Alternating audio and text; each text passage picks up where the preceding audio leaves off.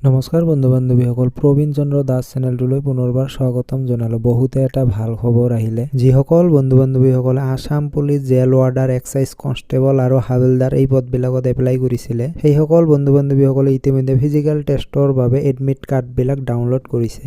Physical efficiency test আৰু physical standard test এইবিলাকত কি চোৱা হ'ব আৰু কিমান ৰানিং কৰিবলৈ দিয়া হ'ব এইটো ভিডিঅ'ত জনাম। ভিডিঅ'টো শেষলৈ চাই থাকিব। প্ৰথমতে কৰা হ'ব ডকুমেণ্ট ভেৰিফিকেশ্যন। তাৰ পিছত চোৱা হ'ব হাইট। মেল কেণ্ডিডেটৰ বাবে হাইট হ'ব লাগিব।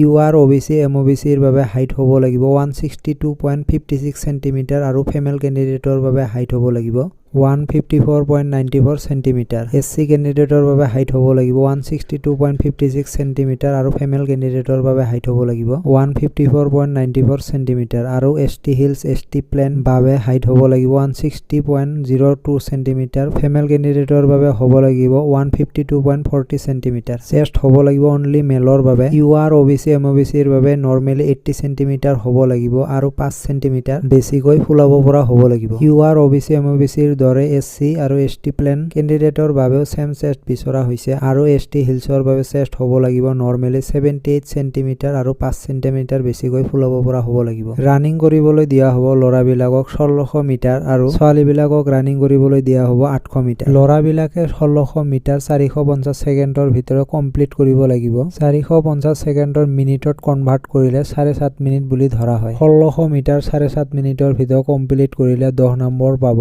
তাতকৈ কম ছেকেণ্ডৰ ভিতৰত বা 5 মিনিটৰ ভিতৰত ৰানিং কমপ্লিট কৰিব পাৰিলে 20 নম্বৰ পাব। লং জাম্প মাৰিবলৈ দিয়া হ'ব মেল কেণ্ডিডেটক 335 চেণ্টিমিটাৰ আৰু ফিমেল কেণ্ডিডেটক 244 চেণ্টিমিটাৰ। তিনিবাৰকৈ চান্স দিয়া হ'ব। 335 চেণ্টিমিটাৰক ফিটত কনভাৰ্ট কৰিলে 11 ফিট জঁপিয়াব লাগিব ল'ৰাবিলাকক আৰু ছোৱালীবিলাকক 244 চেণ্টিমিটাৰ বা 8 ফুট জঁপিয়াব লাগিব।